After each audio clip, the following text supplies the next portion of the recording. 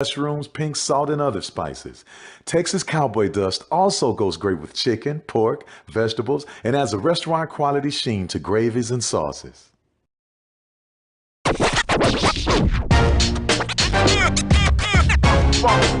It's like a loop machine.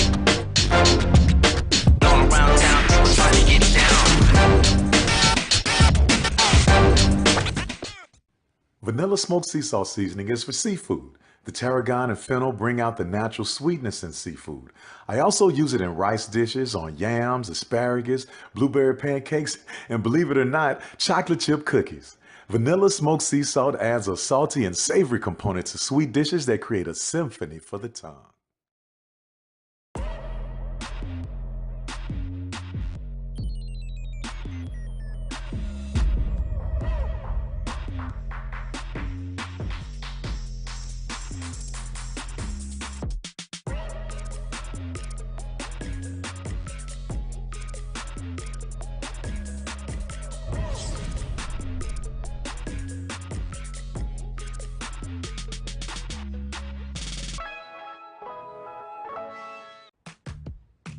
Nope.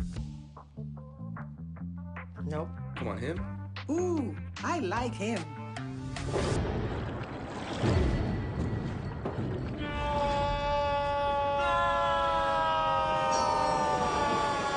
Quick, the quicker picker-upper. Bounty picks up messes quicker, and each sheet is 2 times more absorbent, so you can use less. He's an 8. He's a 9. Bounty, the quicker picker-upper. When you're looking for the latest information on Southern University sports, the Southwestern Athletic Conference, and HBCU athletics, there's only one place to go. Tune in to the Carlos Brown Show, exclusively on the Black College Sports Network.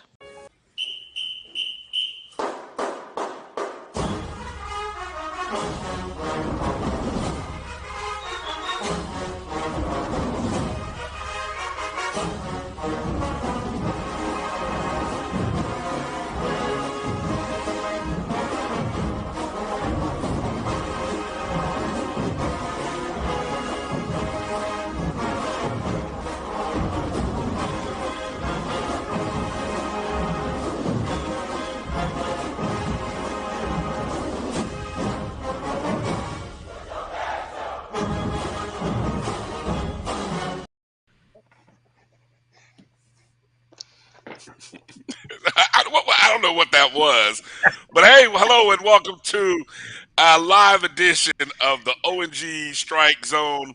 I'm Brian Fulford. That's Kelvin Rozier, juking and jiving or bopping along to the 100, and joining us from his home studio, Marcus Green. Marcus, Kelvin, how you doing, brothers? Doing good. It's a wonderful day in the neighborhood. I'm feeling good, man. Yes, I'm loving it. Missing my boy Kofi. Yeah, as you can see, we're missing the fourth member of the team as he had to take care of some family things, and so I know he may be watching us and jump in. Those of you who are in the chat rooms, you may catch Kofi in the chat room at some point during the show. So I want to give a quick shout out to the folks who are already jumping in, joining us on YouTube. Looks like Kenneth Rozier was the first one to jump in today. Man, beat Tamara T and Mary 305. That's rare these days, that somebody beat them. B Starks in the house. Dr. Lori's in the house. We're going to talk about that coming up a little bit later in the show. Tamara T, Dr. Strachan's in the house. Corinthia Morgan, J Mac, Marcus. What up, brother? Good to see you. Good to see you, folks. I'm sure there's some folks there on Facebook as well. So we will get a chance to talk to everybody and be a part of the conversation.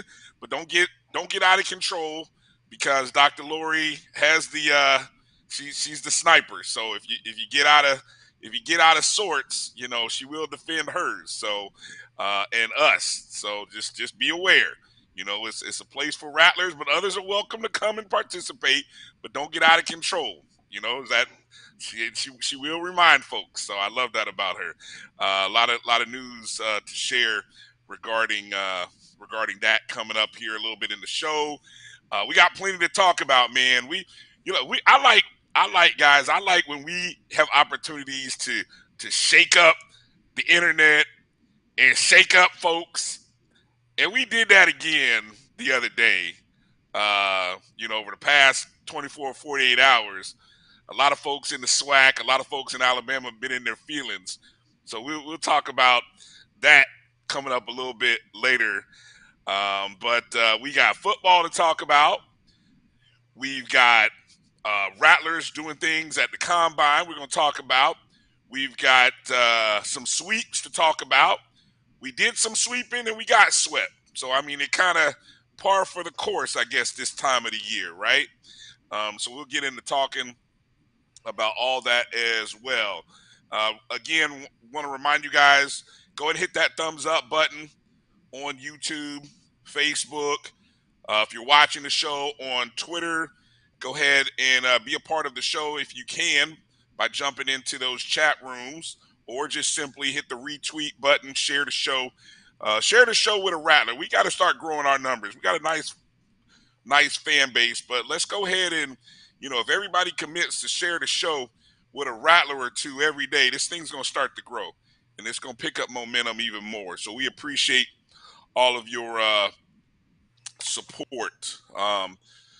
Okay, so before we start talking about the spring schedule, let's talk about the HBCU Legacy Bowl, which is going on right now. Obviously, we saw Isaiah Land out at the Reese Senior Bowl. This week is the HBCU Combine and the 2023 Legacy Bowl, which I believe will be played on Saturday. You guys jump in and tell me if I'm right or wrong about that. Yes. Okay. Yeah, Saturday at 4 p.m. Saturday. in NFL Network. Okay, Saturday 4 p.m. in NFL Network. This is year number 2. We've got Xavier Smith, AJ Davis, Chris Fadul, and Jose Romo Martinez participating. So I mean, we've got probably the best punter, best place kicker / punter, and definitely Xavier Smith is making some impressive noise after just the first day of combines, where many of you had a chance to hopefully you have seen the clips now, where Xavier ran a 4.39 40. He ran I think he ran 2 of them, maybe a 4.36 and a 4.39. So it wasn't like it was a fluke. A sub 4.4, which that combined with his route running and his film and his story, all of that. I'm gonna tell you just personally, and I'm gonna let you guys talk and get out of the way. I loved his conversation. I think it was Steve Weiss, where he broke down the three players. I wish we had that soundbite. I wasn't thinking we were going to go this route, so I didn't have it. But hearing him talk about his game that compares to 3 different NFL players, I mean, that sold that. If that didn't sell a GM, I mean, he was poised in what he said, how he said it, and he said it with that Showtime smile, man. Xavier's got a great smile, and you can tell he had a smile on his face when he talked about it. Kelvin, and then jump over to you, Marcus. Kelvin, what's your impressions of what you saw day one, Xavier, or just our Rattlers in the Legacy Bowl? Well, first of all, he should be in the NFL Combine. With his production over the last 3 years, along with his background, right? Everything from how he walked on, worked at Amazon.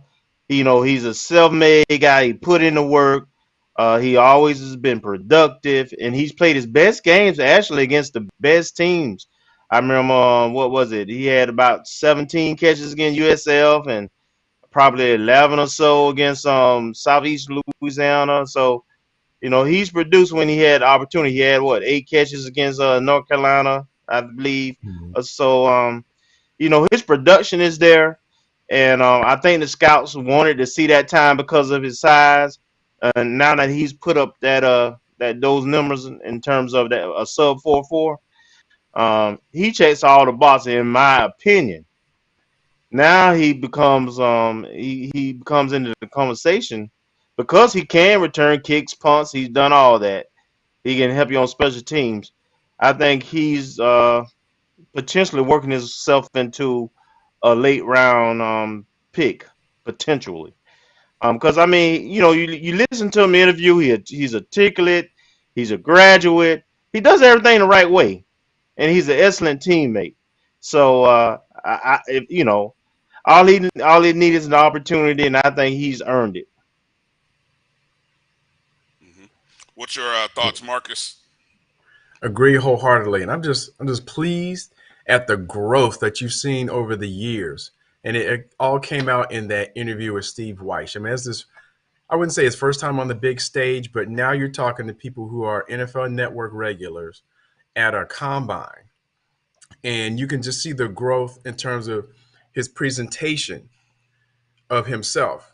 And compared to maybe 2 or 3 years ago when Coach Simmons first got here, and Coach Simmons did he made one of the articles or even maybe one of the interviews said he made a point of interest to make sure that the players were part of the post game interview process so that they can get comfortable and acclimated to speaking to the press and speaking to reporters one on one. And you see that in that interview with Steve Weish. And just I've forgotten the three wide receivers he said he wanted to take their game. I know one was the speed of Cheetah down in Miami. His name Tyreek Hill, and he said I think the route running of DeAndre Hopkins, and I've forgotten the third person, the hands of somebody, but I can't remember. But just to have that in his back pocket shows he was prepared and that he had the presentation to back up his physical attributes and his talent on the field.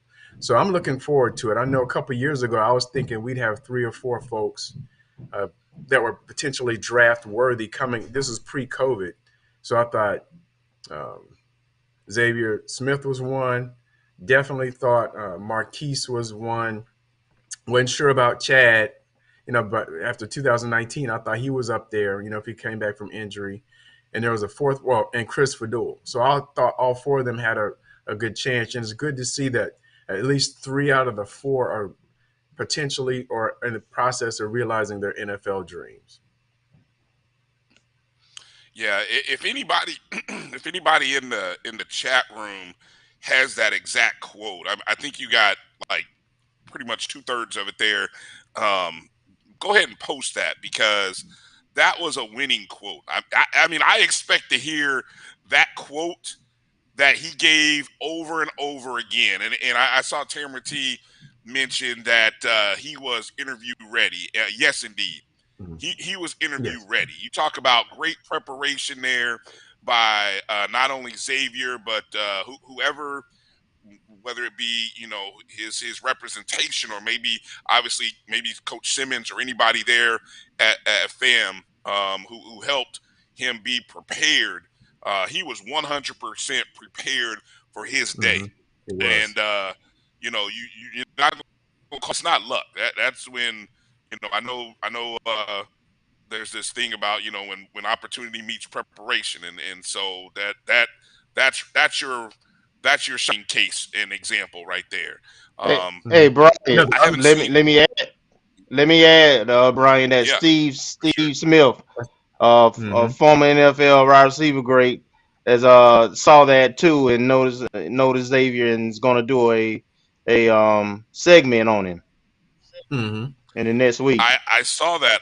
I saw that. I'm gonna look forward to that because I like Steve's commentary.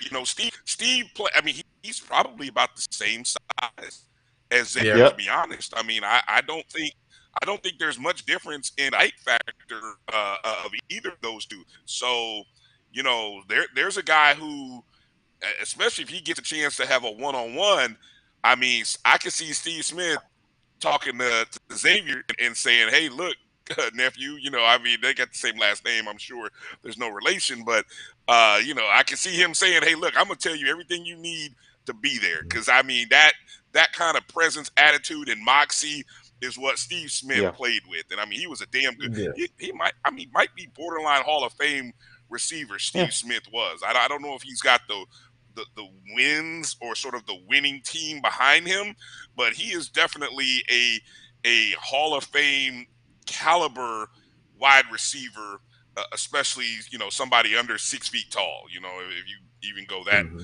with those kind of Yeah, and I restrictions sent or him whatever. So a reply to that tweet. I was like, hey, why don't you take a little trip down to where it all started from? So trying to get him to come to Tally Ho and do a little feature story on him.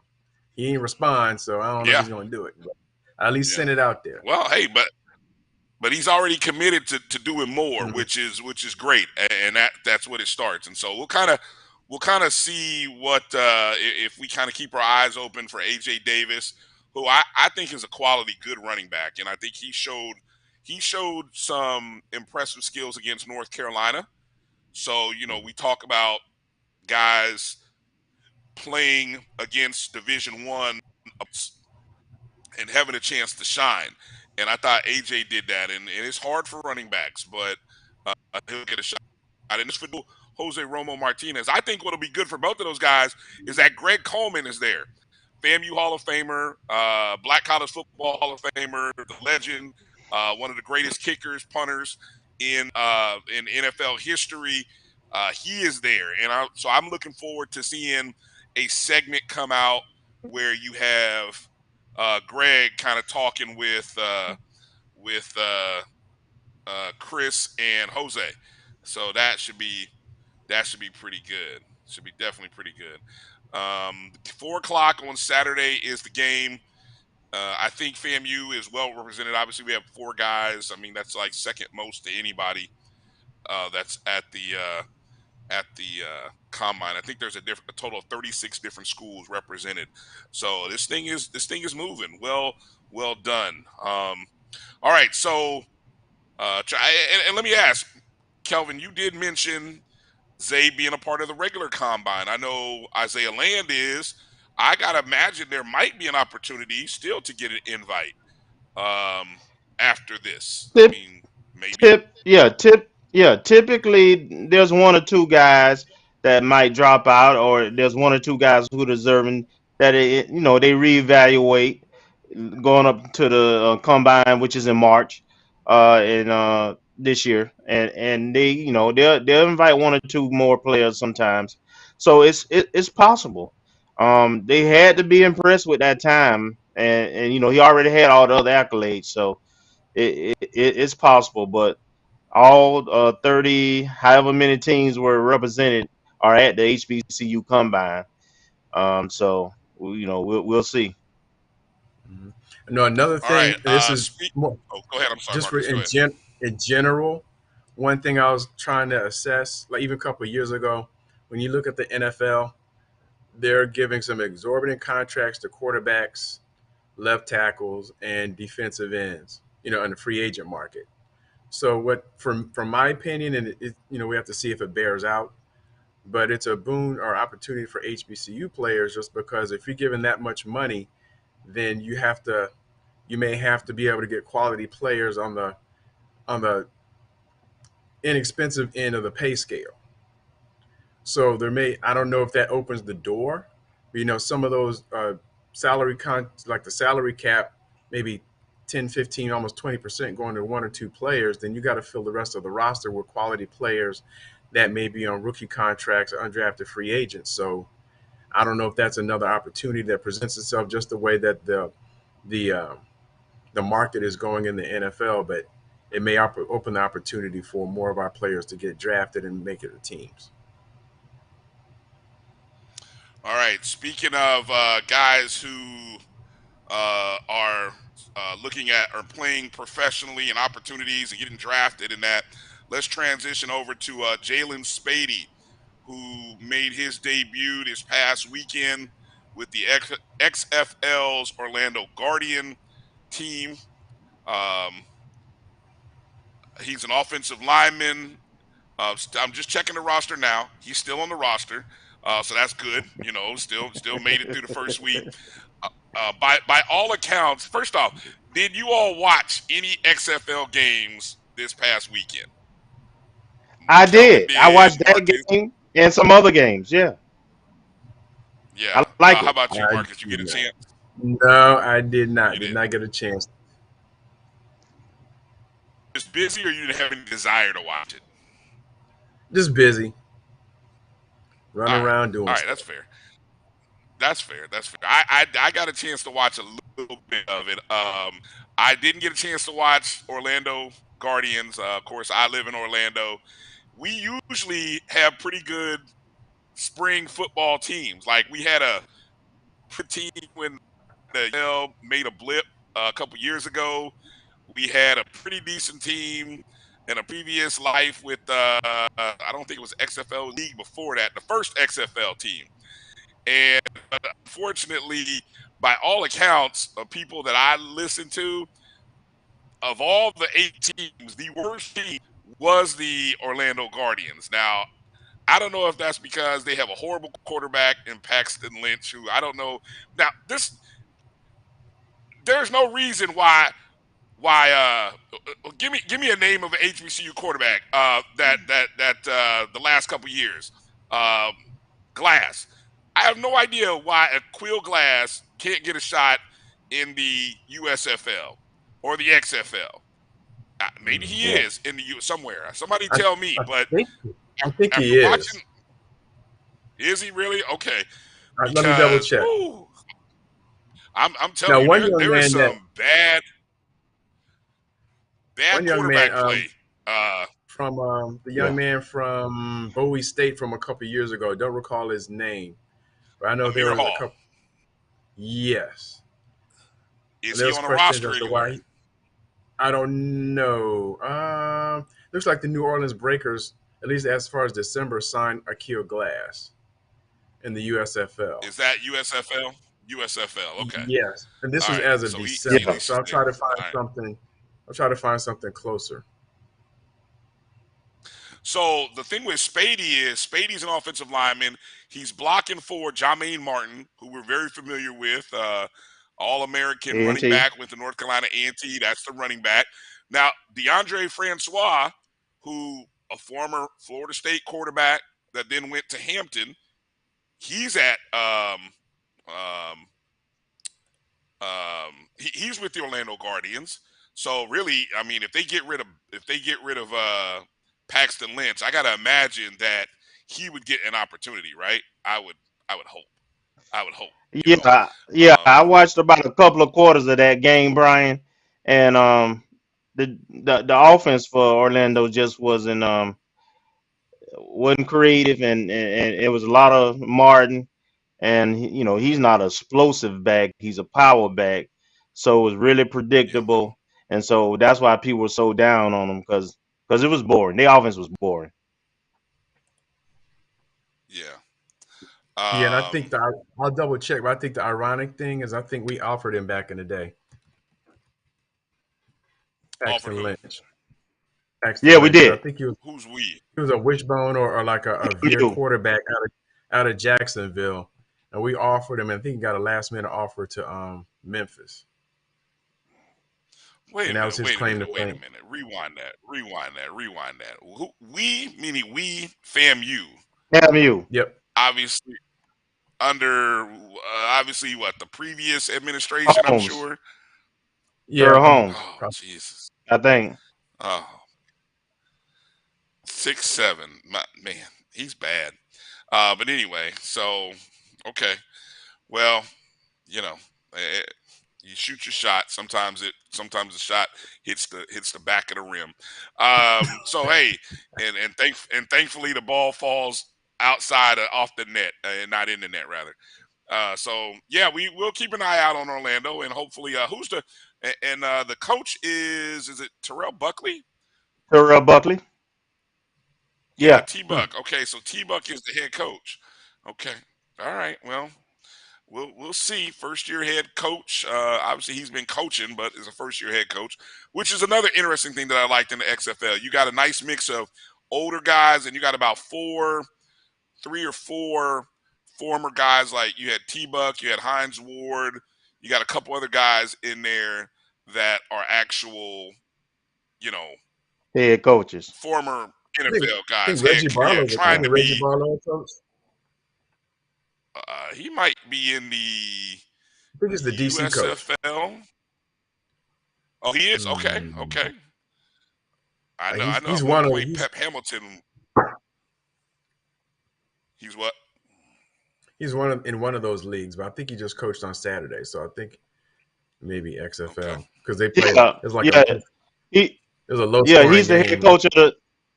He's the head coach of the DC Defenders. Mm-hmm. Okay. All right. Well, in other spring football news, the USFL had their draft today, or was it yesterday? It might have been today. And yesterday, I believe it was the 5th round. Isaiah Land was drafted by the Pittsburgh Maulers in the USFL draft, and I find that a great opportunity to have options. You know what I'm saying? So congratulations to Isaiah. Obviously the dream is to be drafted by an NFL team, but hey, look, you can't discount the fact that if an opportunity comes up with another league. Now there's 3 leagues, right? And 2, all of them are here domestic. So there's opportunities, and they all look like they've got television packages behind them. There seems to be some relatively good experience coaching. The question is the talent level, and so the opportunity to shine is there. So props to him to see if he gets that opportunity. Kelvin, transition over to the announcement about the spring practice. Spring practice dates have come out. What do we know about spring football? Because I know everybody's is excited about spring practice. So the spring game is April 15th. Right. And that's the big thing on there, but I'm trying to find my notes here. I do know there's only 15 practices, which is part of, you can only practice 15 times. Yeah, and typically they practice twice during the week, and then they scrimmage on the weekends. That's typically the schedule. Here you go, right here. So they start on March 7th. The first practice. Yeah. Is on a Tuesday, and then the next practice 2 is on a Thursday, and then practice 3 is Friday, and then Tuesday, Thursday, Saturday, Tuesday, Thursday, Saturday, Tuesday, Thursday, Saturday. So that's kind of the practice schedule for the spring. So kind of three days a week, pretty much. You get your Tuesday, Thursdays, and then you're either going to practice on a Friday or Saturday.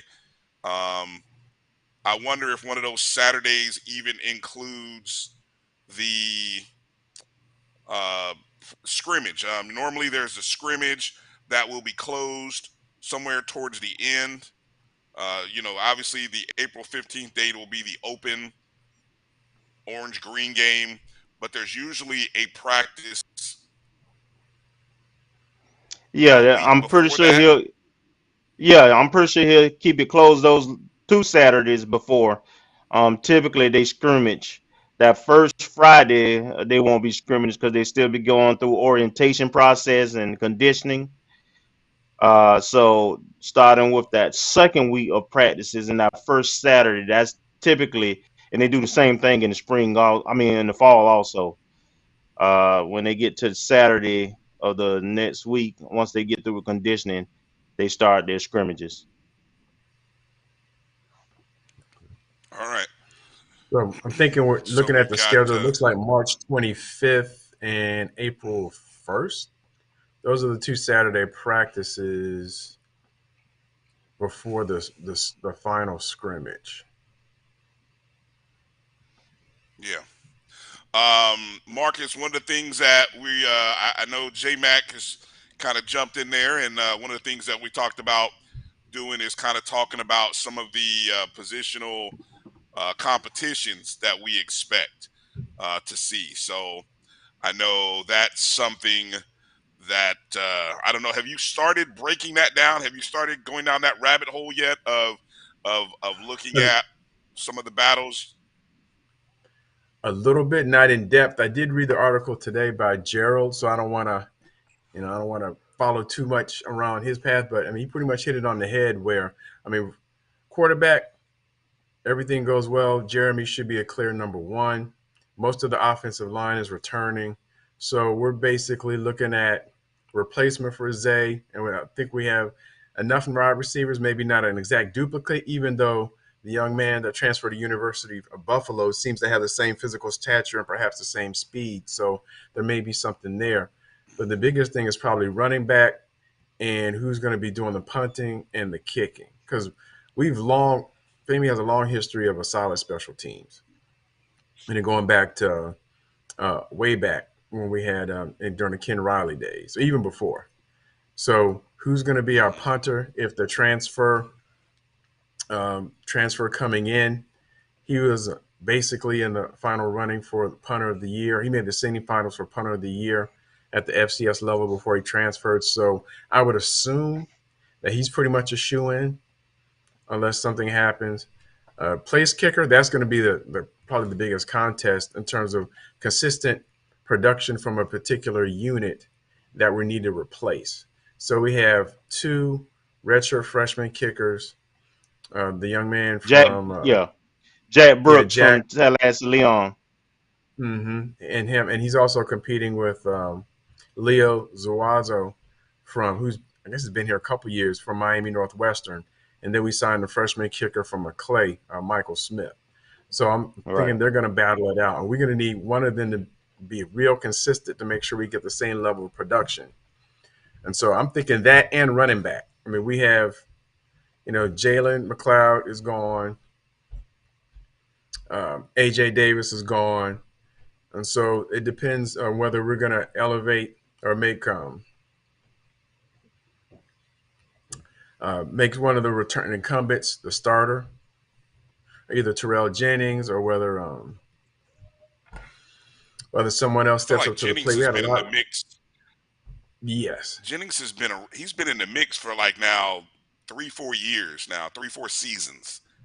Yeah, he was a true freshman in 2019, but he gets that COVID year, so I guess he has at least a couple years left. And then we got a couple transfer running backs. So we got Kelvin Dean, and we've got I don't want to mispronounce it. Yance.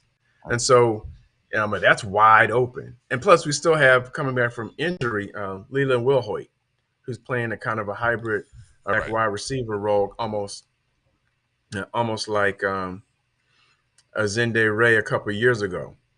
And then you have Bo Somerset, who has a similar type set. So it's wide open at running back. And I know last year we had a pretty anemic rushing attack, especially compared to 2021, where Bishop went off. So I expect the biggest competition to be a running back. Who was the and I hate that I can't remember the name because I was really excited about him coming from Georgia State. The young man and the running back that we lost in the spring game to the ACL injury. Destin Coates. Yeah. So, I mean, assuming that I haven't heard anything, assuming that he's still around on the roster, have fully recovered. I don't know. It's almost been a year now since the injury that happened in April. He could be in the mix. DeAndre Francis another exciting young man who we've seen spurts, like we've seen days that were like, wow, that was the guy that we expected to see, and then all of a sudden we didn't see him. That might have been just some of his youth and trying to take care of things off the field. So yeah, there's a lot. There's so many options that the first, if guys were able to stay healthy and make sure to maintain and doing the things they're supposed to be doing off the field, the first and second actually we could be 3 deep. Let's just be real. We could really legitimately be 3 deep with sort of a power back and more of a speed back, right? So I mean that might be something to look at, Marcus, and saying, how do we categorize these guys? Maybe like power back to speed back, and see what we got, kind of look at the depth from that perspective. So The good thing, yeah, Brian, about the spring. So Hey, the good thing about the spring, Brian, is that all these players we're talking about, they're in spring camp, and as far as the report is, everybody's pretty much healthy. So those you got 17, 18 offensive linemen who are in camp and will be ready to go. You've got all those running backs who are already here, who are ready to go. So we'll be able to get some real competition and see some things play out this spring, and that's what that excites me. I'm really looking forward to that. Right. So I want to make sure to say to everybody, I know Sweets out there in the chat room, we will do the full deep dive podcast on not only just the recruiting class, the position breakdowns, all of it. It's coming. It will be before the first practice. We promise. Just give us. We want to be thorough. Marcus wants to be thorough. Marcus has a life though outside. I mean, as much as I don't think he has a life, and we ask a lot of Marcus, and y'all ask a lot of Marcus. Marcus asks a lot of Marcus. But I mean, look, we gonna do it right. We're gonna do it right. So I promise here in the next upcoming days, we gonna have the full breakdown. Yeah, hey, February's a we're short running month, over so our you put first. some pressure on. Yes. All right, hey, we're running over our first break. Let's take a break, pause for the cause, take care of our sponsors, come back and get into some more talk. We got some business to talk about. Alafamka. That's right, folks. We're going to talk about how the Rattlers rolled up across the border and did some work. You're watching the ONG Strike Zone. We'll be back in just a moment. If you think all pads are exactly the same, think again. This is Always Ultra Thins reinvented with the Always Triple Protection System. This pad wicks gushes 90% faster, absorbs even more so you can feel dry, and locks odors in. Rethink your pad for up to 100% leak-free and odor-free comfort with the totally reinvented Always Ultra Thins.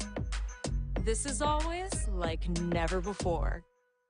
At CDW, we get speed as the new currency of success. Our team spends way too much time tending to outdated applications and software when they should be focused on driving application agility and innovation. CDW Amplified Development Services modernizes software and application development to help accelerate innovation and digital transformation. So you mean building new applications, UI, and mobile interfaces? Well, you said you needed to innovate more quickly. Oh, so he's a listener. To do more at scale, trust CDW Amplified Development Services. Bounty versus the old family dish towel. Drying with a fresh sheet of Bounty leaves your hands cleaner than a used dish towel that can carry and redistribute food residue. So ditch the dish towel for better hand hygiene. Bounty, the quicker picker-upper.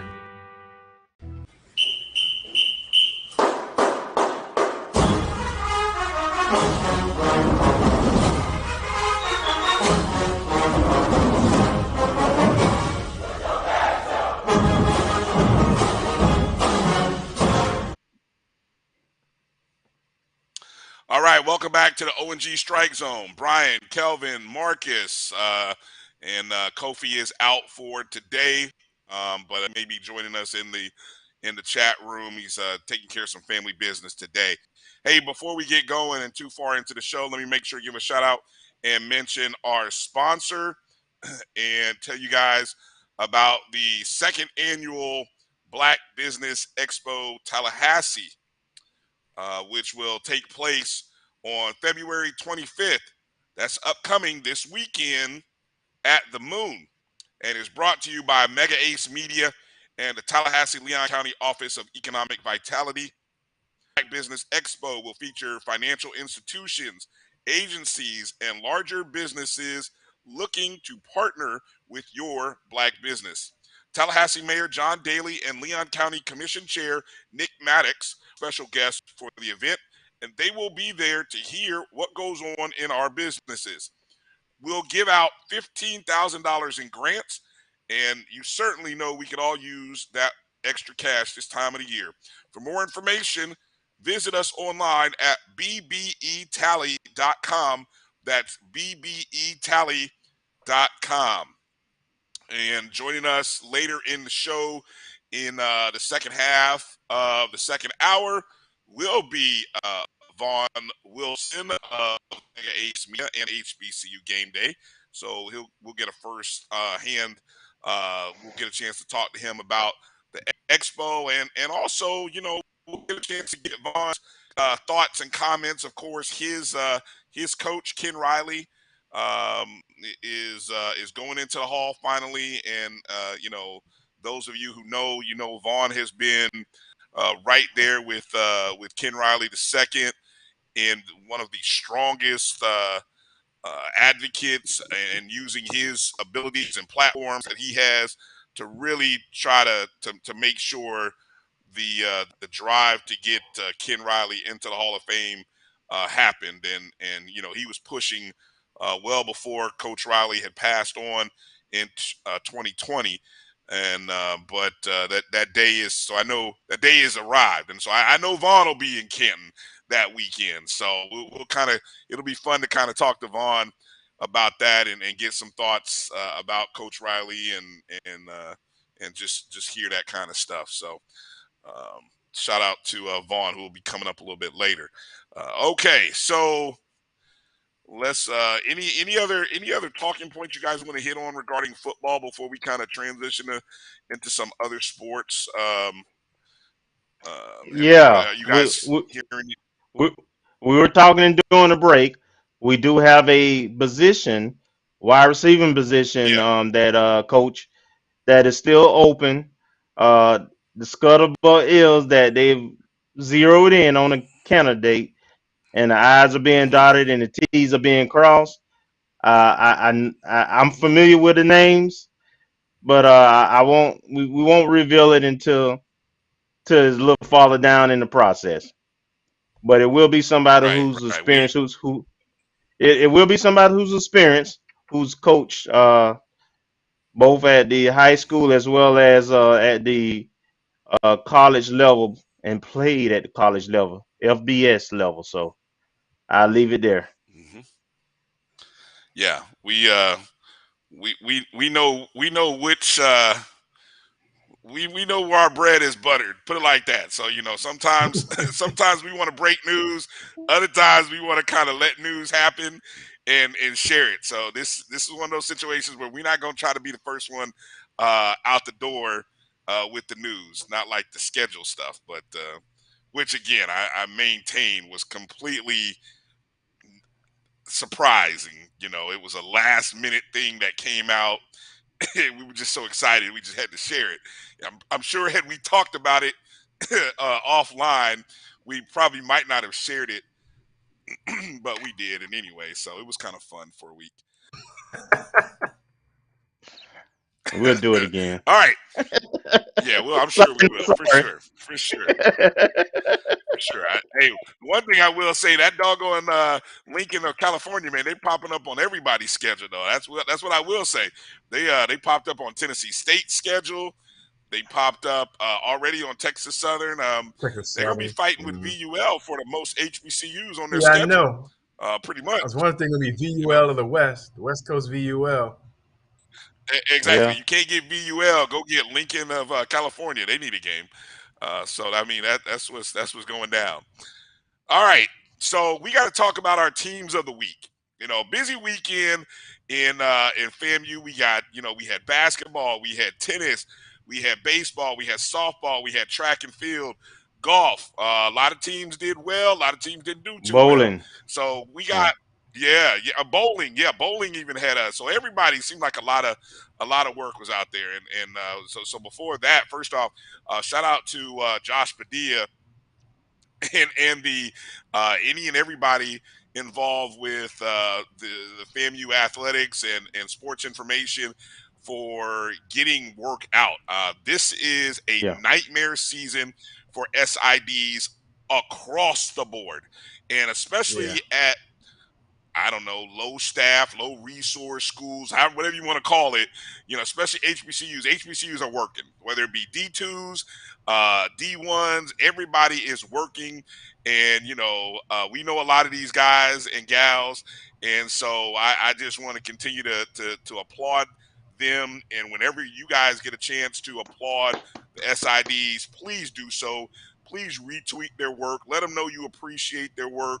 Because, man, they are pumping out hours and probably working on little sleep to get information out this particular time of year. This is the hard season, and I think any of them will tell you that. This month, this in March, these are the two hardest months of the calendar year for most of them. So with that said, our teams of the week, we got to talk about. First off, we got two of them. Two teams that really went out and did the damn thing. It's going to start with the men's basketball program. We're going to start with them. We're going to start with the Rattler men, traveled on the road to Alabama State and on a new court. They broke out a new court on us, Kelvin and Marcus. They thought they was about to do something just because they went and got a new court painted. Both schools, Alabama State and A&M. Yes, A&M got a new A&M, gym. yes, they got a whole new arena. So this was our first time in the new arena. And, I didn't realize that we have never lost to Alabama State since we've been in the SWAC, at home or away. So we continued beating Alabama State. Yeah, exactly. 4-0 in men's basketball against Alabama State. We got a 60-54 win on Saturday. We kind of led by 9 at the half. Look, it wasn't a pretty game, but look, I keep saying for FAMU, first team to 60 wins, right? And now, except when we don't screw it up. We've had a game or two where we got to 60 and we screwed it up, like Alcorn. Yeah, we got to 60 and screwed it up. But anyway, if we can get to 60 first, it's done. I mean, looking at the stats, we have the third best. What are you shaking your head? We have the third best defensive points allowed in the SWAC. Problem is, we don't score many points. We're like the last ranked team in terms of points allowed, literally at 60. So when I tell you first team to 60, if we get to 60 before you're done. I'm just of that thought process. Okay, you shake your head. So here's what I'm gonna say. Because we play 3 teams to finish the year that are ahead of us that we need to win in order to get into the tournament. If we had only got the 60 points against Alabama A&M, we would not have won that game, right? Because they have a couple of guys who can shoot. They have some shooters. So they're going to get that 70-point threshold. The difference for our team, and, we've talked about this, is Stevens, right? When the last 2 games at home, the last 2 games when we played the Mississippi schools, he didn't play at all against Jackson State, 0 minutes. And then he only played like 3 minutes against Alcorn, both losses. We had trouble getting to 60. He played in both games on the road at Alabama schools. He had against A&M, he had 17 points in like 18 minutes. And the only thing that cooled him off was the coach taking him out. That's the only thing that can stop him, Coach Mack right now. And we scored 77 points. The difference between 60 and 77 was him. And then against Alabama State, we only scored 60. He didn't play as many minutes. I think he played 11 minutes. 11 minutes. But he had like 9 points or so. We had a total of 15 points off the bench out of that 60. Him and I forgot the number two. They were the Chapman. two. Yeah, they were the two scorers off the bench. So to me, it's real simple. I can tell you if we win, you say 60 points.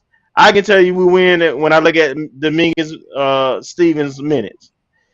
If he played double digit minutes, we probably gonna win. When he doesn't, we probably gonna lose. It's that simple. Yeah, against Alabama A&M, he played was it 18 minutes, got 17 points. And I like I said, I don't know. I can't explain. I don't know. I mean, there are other guys who have bad shooting nights and they get a lot of extra burn. I don't know for whatever it is that coach has about Dominguez. I think it's a I don't know. I don't want to speculate. But Right. I'm as a coach, I have had that player that some other people will tell you, coach, you got to find some time for him. You got to find some minutes for him, coach. Things happen, but then you come back, but he doesn't do this. He doesn't do this. Are you seeing what he did on this play? Coach must have something that he sees that doesn't sit well with him. But I'm telling you, Dominguez plays, and you catch a night like you had against Alabama A&M, where he was hot. Mhm. That's that he looked great. I'll tell you the big difference I saw in the game against Alabama A&M. I went back and looked at our first game. We only lost 61-56 the first time to them. At Lawson. The difference was we gave up 38 points in the paint to them. Only scored about 20 points ourselves. So there was an 18-point difference points in the paint. And it was noticeable. A&M had the two bigs, the 7-footer and the 6'11". They killed us inside. Yep. This game, we outscored Alabama A&M 30-22 in the paint. So we were +8 in the paint. Yeah, we were +8 in fast break points. And I'll tell you what, this weekend, we shot the ball from the free throw line incredibly well. 87% against Alabama State, 80%, 20 of 25 against Alabama A&M. We just like Alabama. So, I mean, we may joke about loving Alabama and sweet home Alabama, but we play really good basketball. We play good football in Alabama, too. I'm just saying. Yep. Tell me I'm Yeah, wrong. Somebody tell me I'm yeah, wrong. People get, yeah. we just seem to really like Alabama right now. I don't know what it is. Must be some clean water up there or something. I don't know, but it looks good. Marcus, anything you want to jump in there and add about the basketball weekend? I was just pleased as punch. I was too caught up in the game to notice, but I mean, I noticed those big 7-foot dudes that Alabama A&M had, but I'm glad we pulled it out. And you could just see between him and the other young man who went for 22, got his career high, that Tillman. Tillman, Tillman, that they're yeah. starting to gel a little bit, I guess, to figure it out. And some of the commentators also mentioned that in terms of how our top 6 or 7 scorers are all new players. So it's taken a Yeah. prolonged amount of time for them to kind of figure it out, and I guess even coach to figure out a rotation. But I'm glad it's starting to come together. I don't know if it's too little, too late, but hopefully they can, do some work and build not only on this momentum that they have going into this weekend, but build on it for next season as well. Um, we are sitting currently now. This is wild. Okay, so this is what is at stake. 3 games left. Okay, we are 5-10. And all 3 of these last games are in the state of Florida, first off. So, I mean, it is what it is. Okay. We don't get any more games in Alabama. So, unfortunately, there's no third SWAC school in Alabama for us to go play. So, we gotta win here in the state of Florida. If we want to go to the SWAC tournament, and I put a poll out, okay, do you believe that FAMU can beat right now anybody in the SWAC? 59% of the people said yes. And I agree. Yeah, I believe yeah. when we are playing the way we're playing now, I mean, we can't be careless, and coach has got to do right by his substitution patterns, and the guys have to do their part. and not shoot themselves out the game, because we are still not a good 3-point shooting team other than Dominguez and Noah. Those are about the only two guys that shoot 40%. Hell, I'm gonna say over 35%. They're both shooting 40, but those two shoot 35 plus. Outside of those two, I scale back on everybody else's 3-point attempts. I'd be like, nah, bro, bring it back. Find a way to get a mid-range game. Go to the free throw line some other way, because we get to the free throw line, we look good. Okay, we can make buckets. But anyway, 2 home games left this weekend. Grambling on Saturday, Southern on Monday, and then we travel to Daytona to play Bethune. We are 1 game, even though we're in 11th place. There's only 12 teams in the SWAC. We are 1 game out of 8th spot, and there are 3 teams sitting in the 8th spot with a record of 6-9. That's UAPB, Bethune, and Alabama State. Okay, so obviously A&M, we get a chance at Bethune. If everything wins out, we get a shot at them. We got to hope that UAPB loses a game, because that might be the one team that has the tiebreaker right now as the 8th spot. But also take into consideration, Texas Southern and Prairie View are both 7 and 8. They have a game coming up here against each other. I believe the rivals play each other the last game of the season. So potentially Texas Southern and or Prairie View could knock each other off, or somebody, the loser, could get left out the last week. So this week we've got Grambling and Southern. Grambling right now sits as like the number 2 ranked team in the conference. Southern is 4th, but they've been number 1 points of the season. At least the first half of the season, they were in first place for pretty much all of the first month. So look, if we don't win these games, we don't deserve to go to the tournament. I mean, that's it. I mean, let's not hide it. But if we win these games, which we played well against both of these teams, and we went out to their place, we just got to win these games. Clear as day. Any final thoughts you guys want to add on men's basketball? No, just keep it up. All right. Hopefully we can get one of the players on the team. Yeah, Pine Bluff plays Valley. Look like they play Valley and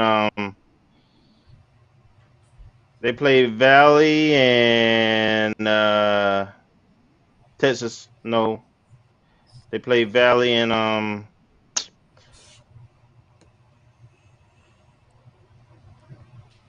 Jackson State still left on their schedule. Okay. All right. So that'll be an interesting run there. Let's quickly mention our other team of the week, and that's our tennis team. Our ladies tennis program, which had struggled their first 7 matches. We're 0-7 heading into the first SWAC cluster. Ended out coming out unscathed in Jackson, Mississippi, where they defeated Mississippi Valley 5-0, Alcorn 4-0, and they beat Grambling 4-0. So, a great start by our tennis team. I just saw a tweet earlier that made note of some of the success from the singles ladies. Genesis Whitelock, Reagan Harris, Rebecca Gaines, and Veronica Rodriguez combined for a perfect 9-0 in singles play over the weekend. And I believe our number 1 doubles team also went unbeaten in their 3 matches over the 3 days. So the ladies got off to a good kind of a good feeling to get off the losing snide there. They will be at the Althea Gibson Tennis Complex on Friday, 11 a.m. as we host Jacksonville State. And then on Sunday, they're traveling to Orlando to take on Oakland University. I'm not really sure. I don't know if that's going to be at like the USTA tennis complex, which it very well could be, so that's where that one may be. Yeah. You guys want to add anything regarding tennis? Just glad that they got that W. They swept they 3-0. In Olympic sports, it's important that you win the games that you can win. Uh, I have trouble judging the coaches because of the lack of support and resources they have sometimes that they have to work with. So I like to try to celebrate when the teams have success. And these were all conference games, and they swept them. They won, so that's great. They deserve that for all the work they put in and represent the school and everything. So also I did want to add that basketball on Saturday will be honoring our last men's championship team, the 7 and 8 Mm-hmm. SWAC championship team that went 21-6. So let's go out and try to support the team and be a part of that celebration also. I didn't get a chance to read that release yet. Any other interesting notes there in that release about that 78 team? That really was the last time we won a conference. Regular So wait a minute, season. is that conference regular season? Because obviously we won some conference tournaments in order to get into the NCAA, but in terms of regular Mhm. season, that was the last time we won. On the Wow. men's side, yes. On the men's side, right. Obviously, we've had some women's success as well. Yeah, interesting. Any quick mention? Obviously, the women tough losses in Alabama State, Alabama A&M. I will scratch my head on this, guys. I have no idea. And this is a question that needs to be asked, and I'm just throwing it out there, guys. So you could be like, I don't have an answer. But I find it very difficult to watch our team compete. And we competed, especially against Alabama A&M, the ladies. We only got eight girls on the roster dressed. All 8 played, but we only had 8. Now, when I went back and looked at the website, it's a roster of 13 girls. Where's the other 5 at? I mean, Kelvin, when you're injured, do you not travel? How does that work? How does that work when you're injured? Why? I mean, obviously, I'm asking you to speculate, off your previous experience. But why? Give us a scenario. Why wouldn't the 5 other girls travel with the team? Well, I mean, first of all, it's typically up to the coaches. They kind of arrange their own travel party, um, depending on the kind of injuries. Some injuries, it doesn't make sense to have them moving around. They need to, stay off it and get treatment back home. So I would think that the center that got hurt is Yeah, probably Skylar would probably Baltazar. yeah, she would probably fall in that category because I know she had a lower extremity injury, and she had just taken off her brace when she got injured because she was playing early on with a brace on her leg. But I don't know the extent of the injury and so forth. So and I've really not seen that many girls dressed out all year on the girls side of things. So I don't know what's happening with the rest of that roster there. I have no idea. And I've not seen in articles anybody talk about it, so I don't want to be irresponsible and speculate on it either. But coaches, the only thing I can say is the coaches typically choose their travel roster, and I guess depending on budgets and everything else, would probably factor into that decision. Uh, you know, if you want to travel, folks that really ain't gonna participate. Yeah. Yeah, I'm at Anything a you want to loss. speculate, Matt? In there? Yeah, I'm at a loss because I mean, you could just count the number of people on the bench when they had all five out there, so you could kind of see the numbers watching the YouTube from the YouTube broadcast from Alabama A&M, which was pretty good, by the way. And I don't know if they outfitted their new arena for all that stuff to accommodate it, but it was a pretty good broadcast.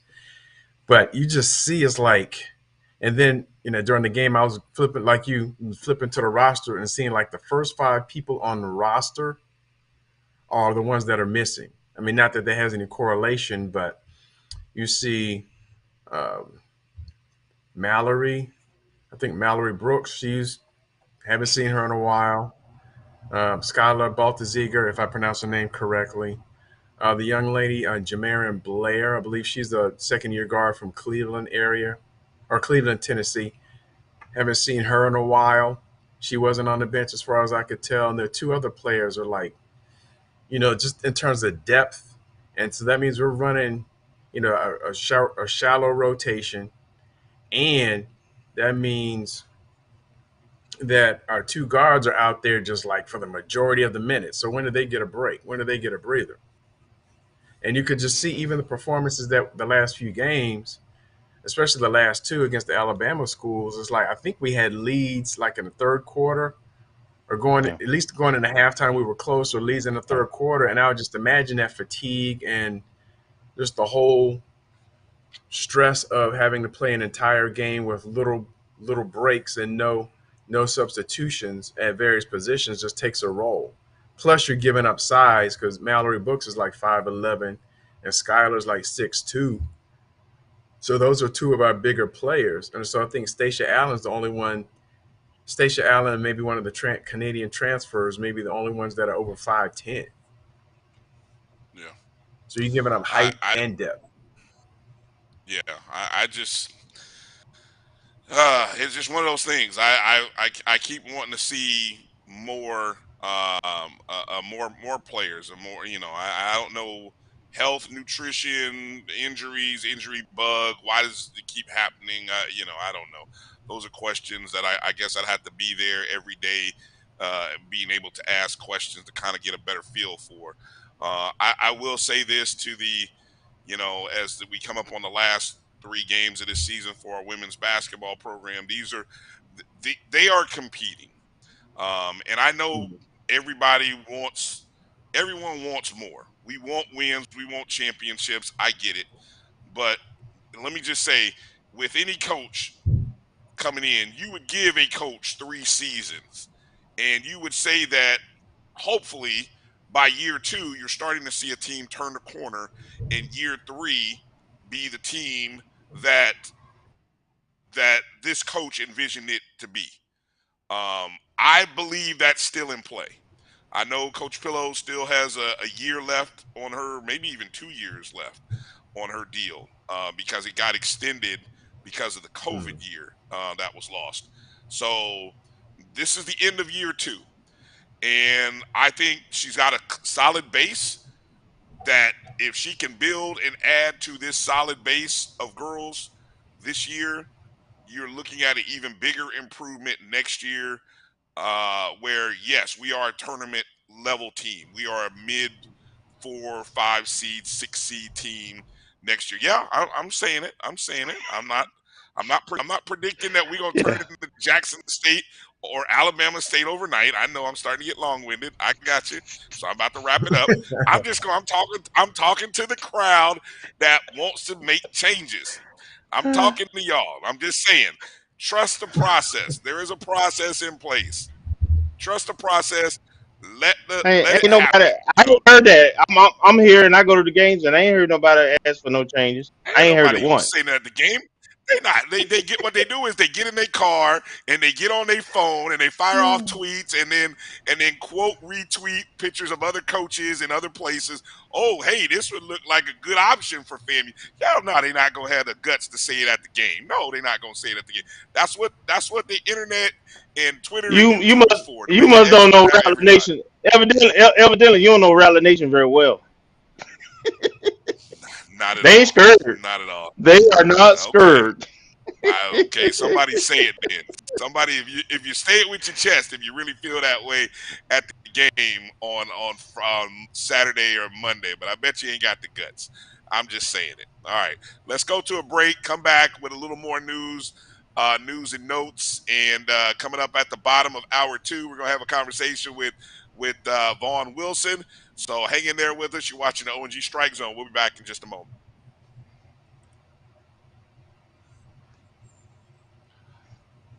For 200 years, Montgomery, Alabama has been making history by people who had the courage to stand up for change. Today, this riverfront city has been reborn, embracing the past and looking forward to the future. From the National Memorial for Peace and Justice to the stage of the Alabama Shakespeare Festival, this is where history was and is made.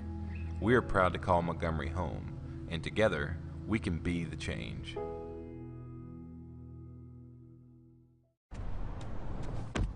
Oh, that spin class was brutal. Well, you can try using the Buick's massaging seat. Ooh, yeah, that's nice.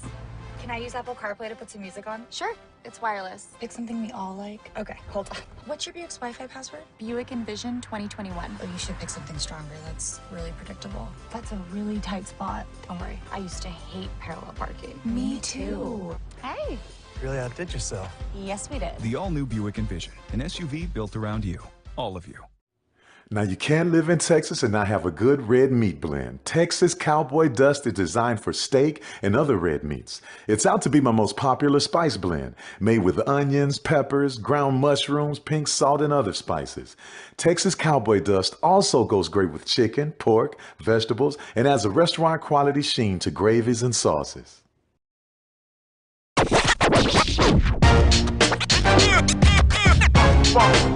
It's like a loop machine. All around town, people trying to get down.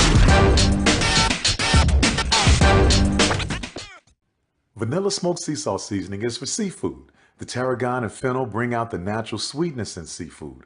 I also use it in rice dishes, on yams, asparagus, blueberry pancakes, and believe it or not, chocolate chip cookies.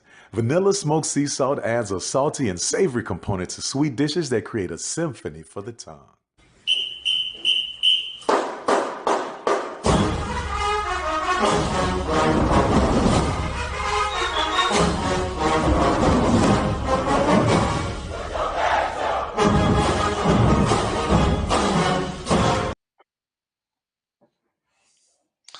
Welcome back to the ONG Strike Zone. Brian, Kelvin, Marcus here. Marcus is in today. Kofi is out today with family, so we wish him well. I know he'll be back. You know, said hold it down for him. He'll be back with us next week. I know one of the things that we are keeping our eyes on, things that I know he is very interested to see what happens, is the news about, and this came out an article today by Tara Jean. Do you know Miss Tara, Kelvin? Had a chance to meet her? Do you know who she is? I've seen her. I don't really know her. Okay. She's the she covers non-sports FAMU related news. So it's like any new stuff regarding FAMU that you see in the Tallahassee Democrat will come for her. But she posted a story today that talked about the 2 vacant spots on FAMU's Board of Trustees and the 7 candidates who are in line to find out if they will be chosen to secure the position. Now, obviously, the Board of Trustees, we just recently lost Mr. Thomas Dortch Jr., who passed away last Wednesday. We also have 2 board members who are well past their I say their expiration date, but their term length. I'm sorry, that came out wrong. Their term length. Yeah. Chairman Kelvin Lawson and Judge Belvin Perry. Now, I don't know. And I sent an email to Miss Jean to try to find out, are the 2 positions that are open to fill Dortch and someone else, or Are we trying to fill Belvin Perry and Lawson spot? What do you know, Kelvin, about this? What are we? Where are we at? And I know we're not at 13, which is where we should be. So, can you explain some of this for us novices? Yeah, so we have two vacant positions, and they are both board of governors selection. I think 6 trustees are selected by the board of trustees, um, another 5 or 6 by the governor. So the two vacant positions are board of governors selections, and then we have two folks sitting on the board who are governor appointees whose terms have as expired, but they stay on the board until they're replaced or re appointed by the governor. And those two are still on the board. So we just don't know when DeSantis will replace Lawson and Perry. He may never replace Lawson and Perry. Is that could be the case? We don't know. We don't know. All right, Yes, we don't know. All right. All right. So the 7 candidates applying for these 2 positions, and you raise your hand if you know of these gentlemen. I'm not going to read the whole article. You can go get a subscription to the Tallahassee Democrat online and read all the info. I'll just read the opening sentence about them. Benny Bolden Jr. He is currently the principal of NIMS Middle School in Tallahassee. He is a FAMU alum who graduated in 2005 with a bachelor's degree in music. Later went on to get a master's, blah, blah, blah, professor, blah, blah, blah. Okay. So that's Benny Bolden Jr. Gary Hartfield, a FAMU alumnus, graduated in 94 with a bachelor's degree in electronic engineer technology. He's a life member on the National Alumni Association, earned his master's somewhere else, returned to FAMU to be a coordinator of academic programs from 99 to 2001. All right. Then we also have another FAMU alum, Deveron Gibbons. Gibbons, a FAMU alum, earned both his master's degree in business administration and his Juris Doctorate degree from the university as well. Prior to FAMU, he graduated from UF with a bachelor in poli-sci, and let's see, and the University of South Florida was his first master's in public admin. So there's him. So that's 4 graduates right there. Alexander Jordan Sr., current doctoral student at FSU Education Leadership Program. He is a FAMU alum, both a bachelor and master's degree in public admin. It doesn't say when he was there. Mary Smith, one of 2 females, one of 2 ladies. She is a FAMU alum, in 75 with a bachelor's degree in nursing. Served in various National Alumni Association roles, which included 3rd Vice President and Broward Alumni Chapter President. Before I get to our final candidate, this is the one that really made me chuckle. Mr. Ryan Smith is a psychiatrist, also an associated dean and professor at the proposed Orlando College of Osteopathic Medicine. Okay, but at the bottom he says he applied for a trustee role in all 12 Florida universities, and he says that education and educational leadership are area. So wait a minute, he's a lifetime applier of this position. So I mean, when you applied for all 12, I mean, I don't know. He just really wants to be on somebody's board. I guess when you're FAMU is gonna be the last one. Maybe they'll let me in. Anyway.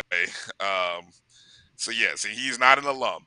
And then of course, last but certainly not least, and definitely should be considered, is our moderator, Dr. Lori Wilson, a FAMU alum, graduated from the university in '88 with a bachelor's degree in biology, also a member of the National Alumni Association. I'm going to read Dr. Lori's whole bio here, so just bear with it.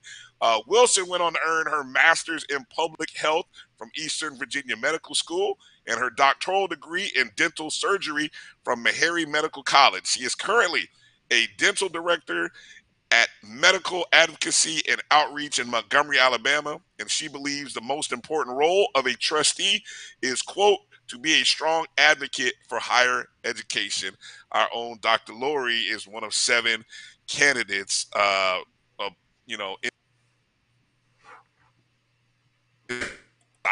we're praying. I'm praying for Dr. Lynn. It'll be interesting. What do you know about this process? And maybe at some point we'll bring Dr. Lori in to talk to us about the process.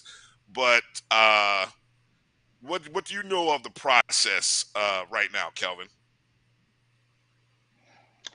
So I think they're going to announce some other trustee appointments by the board of governors at a I think they got a teleconference meeting coming up this month, and then they have an in-person meeting next month. And I think everyone is speculating that they will potentially make an announcement about their 2 appointments to our board at next month's meeting, hopefully. All right. And that's March 29th. Marcus, March 29th. Marcus, any thoughts you want to add in there as you hear some of these candidates? 6 alums and one guy who's he's applied for every board at every school. So sorry. That takes it down to six candidates for me, because you can't just like throw darts at the board and hope. We hope. We're hoping that a friend of the show. Well, hopefully all the FAMU alums are friends of the show in one way or another. But one of the very great friends of the show, I would be pleased as punch if she were to be selected as one of our new trustees. I know nothing about the process, but if it could be rigged, I'll rig it. That's why they don't put it out the popular vote right there. So this is the board of governors. So basically, all of these individuals they are probably being reviewed and go through the process with the board of governors, right? And so that's the look. We've talked a long time, guys. If some of the things are going to change, that's where it starts. It starts at the board of trustees. There's some people who are strong advocates and understand how athletics shapes and can shape, and want to see. And obviously, again, I continue to say, I'm gonna give you two scenarios, 2 fundraising things that happened this week. Actually, 3. There were 3 events that I found really interesting this past weekend. Okay, and I say this, and I hope I don't come off as sounding like I'm poo-pooing anything that is pledged to anybody here, right? But the Houston Astros, obviously, there's a baseball classic going on in Houston this past weekend. The Houston Astros donated $1 million. The Astros Foundation, donated $1 million. Texas Southern baseball and softball to build and help renovate those 2 ballparks. $1 million for those 2 programs. Okay, now FAMU announced earlier in the week that.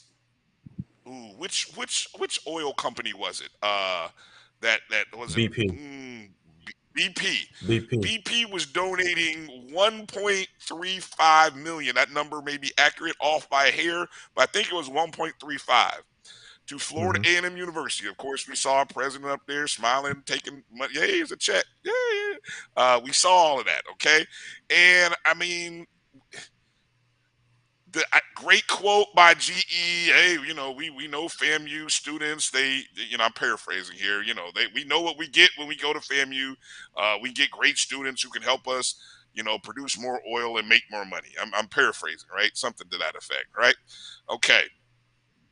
Then at the home opener, I think of our baseball stadium. I think it was the Diamond Club. The Diamond Right. Club did a great job. Great job. Props to the Diamond Club for getting up there and donating $10,000 to our baseball program, excuse me, directly to the baseball account, baseball program. And I retweeted out, hey, it'd be great to get 10 more organizations or individuals to match that $10,000. That's $100,000 at that point, right? I'm just talking 10 people, organizations to match, so that we got $100,000 in the bank for baseball, right? And again, that when we talk about how we value what we value, I want y'all to think about that. Now, we don't have a baseball program in our backyard like Texas Southern does, right? But they just got $1 million that's going to basically rebuild 2 ballparks. We got GE coming in, dropping money so that they can pull some FAMU students and make more money. And we got a $10,000 from the Diamond Club, where I don't know what that hopefully covers a lot of travel expenses. Go ahead, So, Kelvin. Go ahead. so the Diamond Club gives to the baseball program all the time. Tony Bell in that group, some of our locals. I know Sam Ditsy and some folks. I hate to call names because you always leave people off. But anyway, Yeah. those groups give every year, and they usually give more than just one check. So that they have a 10,000, then they might have a 15 or 20.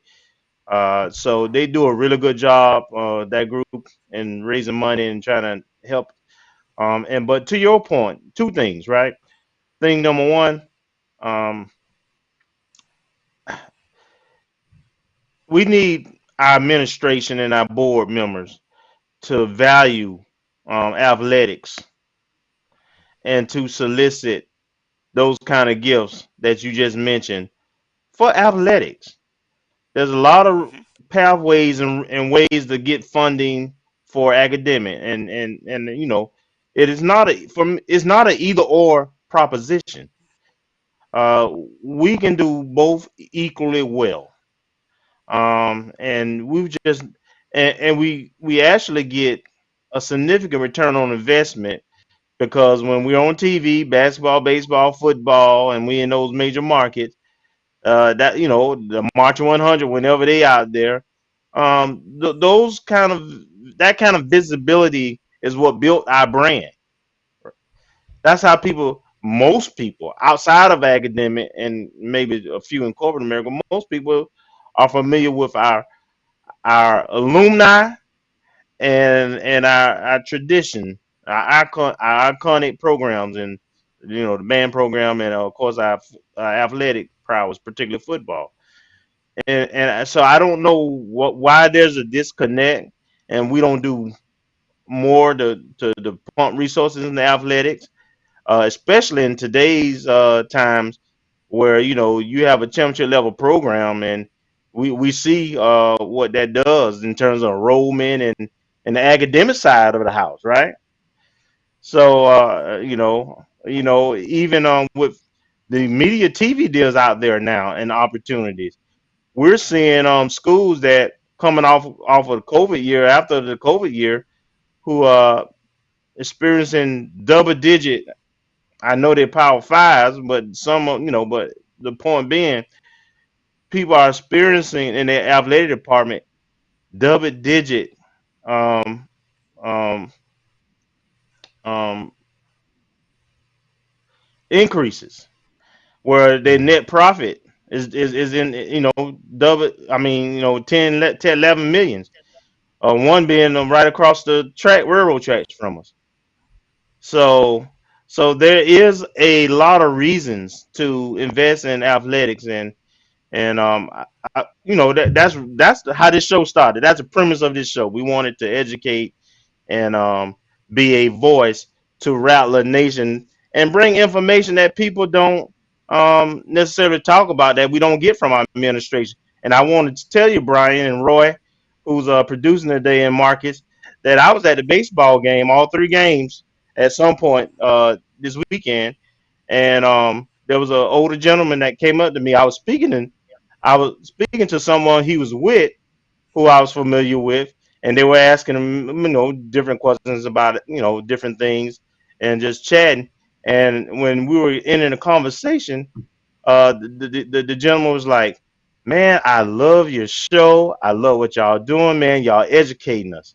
This guy must have been probably 65, 70 at least, and I wasn't familiar with the guy, but he was familiar with me, and he been watching the show, and I know that Ellis is probably watching. Every time I go to the basketball game, they stop me before I get to my seat and say, "Hey, hey man, we love the show, man. Y'all keep doing what you're doing." And they tell me they sweet on Kofi, so they know Kofi from back in the day. We locals. We know a lot of people. We grew up on campus, so there's you make sure you tell Kobe I say hey, but tell the rest of them hey too. So people are watching, man.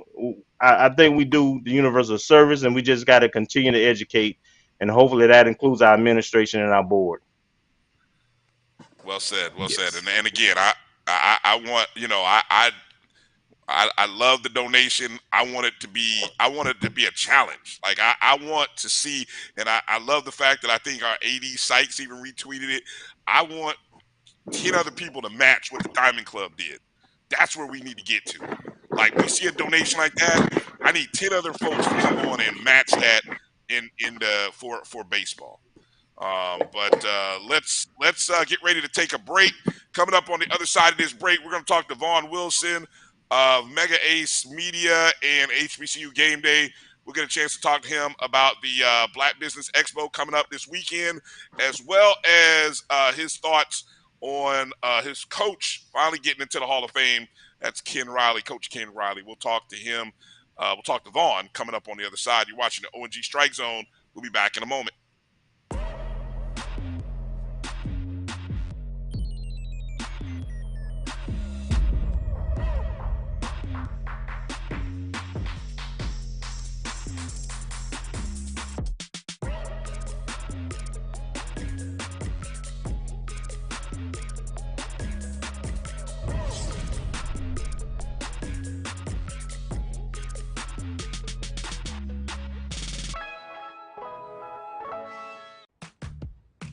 Nope. Nope. Come on, him. Ooh, I like him.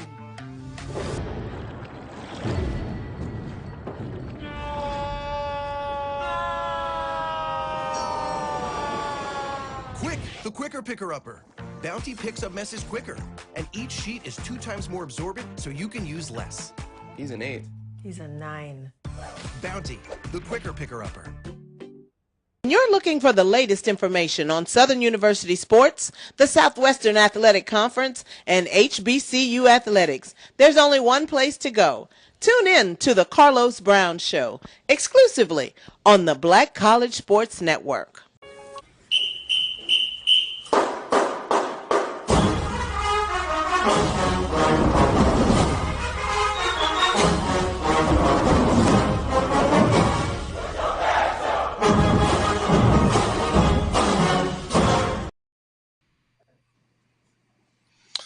All right, welcome back to the O&G Strike Zone. Brian Fulford, Kelvin Rozier, Marcus Green, and joining us is Vaughn Wilson.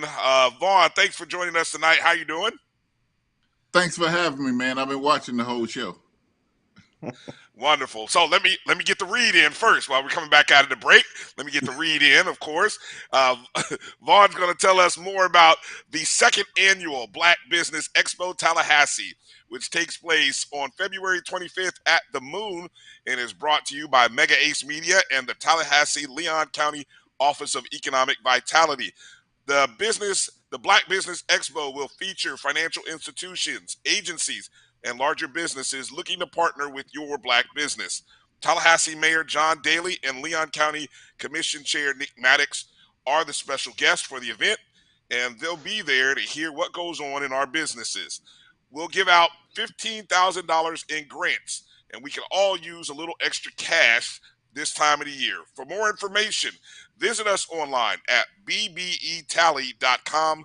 That's bbetally.com. All right. So, Vaughn, of course, of Mega Ace Media. Vaughn, thanks for giving us an opportunity to promote the event. Let's start with how this event and the idea for this event came about. The idea came about really during the pandemic. I had just left FAMU at a very good paying job, and had started out to venture out to get my multimedia business back going. You know, I felt my job. Dr. Ammons asked me to come to FAMU, and it was to build Rattler Productions. And we went from not having a single camera when I got there to being able to broadcast directly to ESPN3 with no outside help. So at that point, I thought it was built, you know, and I left it there, and I had some more personal things I wanted to pursue, you know, in the entrepreneurial world. So I started, and then the pandemic hit, and a former Rattler, Darrell Jones, was with the Office of Economic Vitality. And while I'm sitting on my hands watching every contract I had canceled because we were stuck inside, Darrell said, register with the Office of Economic Vitality. We can help you. Well, as a normal black man in a black business, I'm like, man, I'm not doing that. That's not going to help my business, this, that, and other. But he persisted. And lo and behold, literally 2 weeks after I went and registered with the Office of Economic Vitality, I got a grant from them. And that catapulted me into pivoting my business to what it is today, which concentrates on good broadcasts for churches, municipalities, and that sort of thing. So I started thinking last year, you know, most black people in business are like me. We're not going to go ask for the help, or we don't think we qualify for it. So we're trying to put this together to bring these businesses here, entice them with the grants on the spot. We get the grants out, they leave there with their money, you know. We did that to try to get them there, to let them know in Tallahassee, Leon County, we are fortunate to have resources for small black businesses. And we got to get out of the business of just trying to figure it out in our silo at home when you got professionals here that are willing to help. Does a business have to be operating in Tallahassee, or I mean, obviously, there's a home in Florida. What are the parameters? Simply being a black business, or you have to be within the state? What are some of the parameters? Simply a black business. We've got several people from South Georgia who came last year, and they're coming back. It's an opportunity to really learn how to manage your business. We have banks there telling black businesses, don't be scared to go to banks. Go to the bank and let them tell you no, but fix what they told you to fix and come back, because they just want you to be in position to get the loans. They get credit when they're able to give a black business a loan. We have construction companies there. There are so many projects going on. You know, here in Tallahassee, they're getting ready to build a new police station where they're looking for minority partners. So we went and scoured and got as many independent black contractors as we could to be there. We've got, those people there looking for partners. So to just get black people to get out of their comfort zone and do the things that other people do, which is business development. That's what this is, a business development conference. Nice. Kelvin, you want to ask Vaughn anything regarding this before we kind of get into the other stuff? Wait, you're on mute, Kelvin. Make sure your mic, Kelvin, mute. Kelvin, you're on mute. Yep. All right. So Vaughn, I know that you have dealt with logistics in a lot of different venues. You know, Vaughn got probably done had 20 jobs even when he had one primary one, right? He he always doing something, right? He can't tell nobody no. So, but my question is with this particular event, how do you put things together in terms of you kind of talked about it, but um, do people have to register for this event, or can they just show up? How did you go? You mentioned about you went and talked to some contractors and other folks who are looking for services and banks who they provide information. Talk about how that process happened, and then how do you get the community?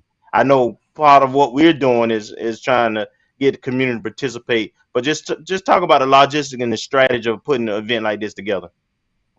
Well, I started with the Office of Economic Vitality. When they said they would be my major sponsor, that gave me a start.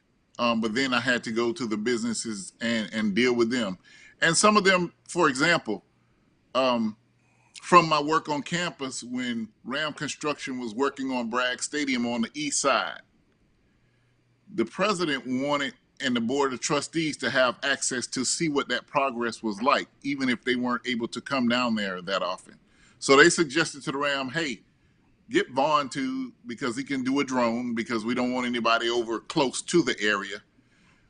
Get him to do a page where it updates so that we can see from wherever. And let me tell you, that website, Bragg Renovations, Blueprint Tallahassee, everybody used that site to keep an eye on what was going on Bragg Stadium in the safety of their own home, on their phone or their computer. And so that's how I got in with Ram Construction. And now I'm working for Ram Construction regularly. And the same thing happened on the west side with Allstate Construction. So when those connections start happening, they realized, you know, other things could happen. And I had a conversation with Sheriff McNeil, and this is what really took me over the top with wanting to do the expo. When I brought the idea up to him, he said, Vaughn, I have money to get vendors to clean the building, buy products, this, that, and the other. I would like to sponsor that because I would love to have some minority vendors in there. So I just started thinking, well, let me beat the bushes and find out where there are more people that are looking for minority vendors. Because, you know, in Tallahassee, because of OEV, there are a lot of things that you have to have a certain number of minority vendors working on, you know, to fully fulfill the contract.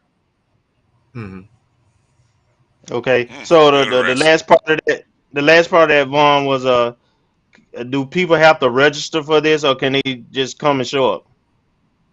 Yes, the website for it is bbetally.com, Black Business Expo Tallahassee, bbetally.com, and they can go on there and register. And like I said, there's plenty of information. All of the State Senator Corey Simon's going to be there, State Representative Gallup Franklin, all three local chambers of commerce, as well as the mayor, John Daly, and the commissioner, the chair of the Leon County Commission. So we've got all the big wigs. Property appraisers is going to be there. You name it, they're going to be there. So my thing is to get all of these agencies right there, so our Black businesses are not going to go to this place, and that place to get things done. Here's a one-stop shop where everything can be handled. Do you have a number of how many people registered so far? Last year we had about 40 businesses. We're at 61 right now, and it's been hot tomatoes, you know, leading up to it, which I understand. In a small business, you don't want to have money sitting out there too long. So I expect their money to come in closer to it, but we'll accommodate those businesses and even more walk-ups, people that are probably thinking about having businesses. We've sold a lot of those tickets, just general admission tickets. And these are people who might be about to start a business. We want them to start them off the right way. So it was just a way to reach out. I got helped, you know, like I say, during the pandemic, and I saw the opportunity to help other people with the way that I got helped, and even beyond the way. Great stuff. Marcus, you want to get a question in there? Yeah, I want to sneak a quick one in. I know, you know, since this is Tally, not FAMU centered, you know, it's supposed to be bipartisan. But I was wondering, Well, at one point, way back, back when we were in school, there was a small business development center on campus. Now, I don't know if they're having any leverage in this or if it still exists, how it's working. But the other thing I was thinking with with helping the black businesses either start or grow their market, and even though it's supposed to be bipartisan, is there an opportunity as these broad businesses grow that they can become NIL partners for FAMU athletics or athletes? Absolutely. And I think I'm trying to lead by example in that I am reaching back and helping where I can in my community. And I think that I would love for one of these businesses to grow big enough to be a partner in NIL, because that would be a great, we can't, NIL is going nowhere. That cat is out of the bag, so we're going to have to feed it. We're going to have to feed that. It's like what was that plant called? The movie with the plant, Little Shop of Horrors. It's like that plant. Feed me. NIL is that. And if you want to Venus flytrap. Venus flytrap. Yeah. That's how I see NIL. It's not going anywhere. So yeah, we do hope that businesses can improve themselves so that they can feed into that NIL situation. Thank you. All right. So again, folks, if you already registered, bbetally.com. If you're watching us and you know of a black business, now's the time to recommend. You can clip this part of the show or just send them to bbetally.com and there's information there. Let them know there's money to be given out. Don't miss out on it. Let's transition. Obviously, last weekend, Super Bowl weekend, very emotional time, I'm sure, for every and anybody who has been working over the past, I don't know, it seems like at least the last 5, probably easily 10 years of trying to get Coach Riley into the Hall of Fame. Vaughn, you've been there. You've been a part of that process. Talk a little bit about your emotions. That finally that day has arrived and your coach made it into the Hall of Fame. Well, I can't even describe in words how happy I am. And everybody asked me the same question. Why did you push so hard for Ken Riley? And it's simple. When I played for Coach Ken Riley, everybody knows me, knows that I had my father in my whole child to adult life. I had a strong father figure in my life. My father just passed 4 years ago. So while I was in college, up to college, I had a mother and father in place. Strong family unit. But Coach Riley found his way into that circle to still be a mentor. It's easy for Ken Riley to become a father figure to most of my teammates who come from single family homes. But for him to step into my life and have influence on my life, I just said, man, that's a special guy. When I realized the wisdom that he gave me. And then looking at Jake's boys, I looked at the guys before me who I have a lot of respect for. That Jake Gaither statue came from Jake's boys. And I was on their committee and I just watched their dedication that saying, we absolutely have to get this statue done of Jake Gaither. That was our coach. And I saw their dedication like, man, and I just absorbed it and was even on for the second phase to get the coach's bus and even phase 3 to get the other 2 coaches added that I felt were missing from the whole statue. But that dedication from Jake's boys, I was like, well, that's what I'm supposed to have for my coach. And so I went on the trek and started it and, had help along the way. First off, let me not take credit for Ken Riley going into the Pro Football Hall of Fame. Ken Riley did that 40 years ago with that stat line that he left. He earned his way into the Pro Football Hall of Fame. All we did was just kind of amplify that stat line and say, hey, it's been 40 years and you only had one person that really passed him since then. So, and you got people on this list below him that are in.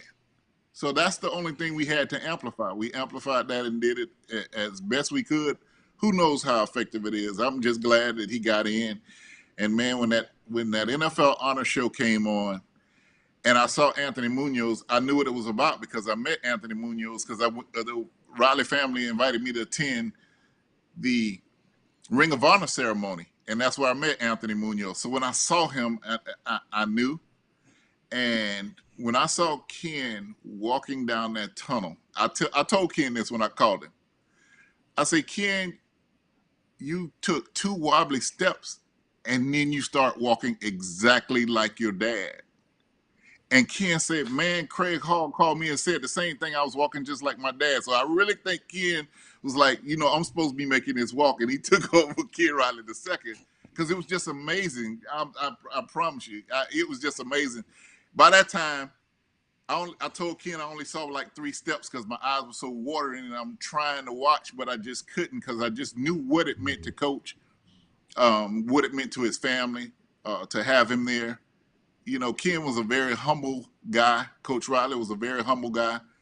And, there was not a lot. He was a country boy from Bartow. He didn't want a lot, but he really wanted to go into that Pro Football Hall of Fame, and I'm just glad he finally got in. Indeed. Kelvin, go ahead. I'm gonna throw a curveball at you a little bit, I think, on Vaughn, and I want you to talk about Quinn getting an opportunity at a place that you consulted with, Albany State. Your thoughts about that, and then while we there, just kind of they just lost losing their AD, who was the guy who hired Quinn ultimately. Talk about that situation and your thoughts in general. Well, first off, I'm ecstatic that Quinn is there.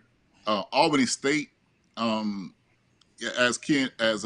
Rosia mentioned, I went up as a consultant because they lost their sports information director just less than a month before the season, and Dr. Darlene Moore was on my case. You got to come help us. You got to come help us. I was like, I'm out of that SID world, and I don't want to jump back in because just like you said, Brian, it is a 24/7 multitasking hell at times, So we came to an agreement, and the president signed off on it for me to work through the football season and assist them with finding somebody by the spring, and then I could ease out. I love Albany State. It's a wonderful little college. They got great facilities because they absorbed Darton College. So I actually had, unlike at FAMU, I had 2 offices there because one on each campus.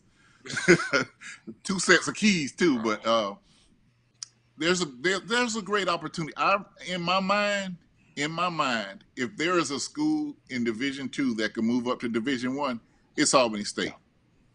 It's Albany State. They have the facilities. They have the infrastructure. It's a great place to work, Albany State. So when I found out they chose Quinn, I was ecstatic because it's a good place to be. They support the football program from the president, Dr. Frederick, on down.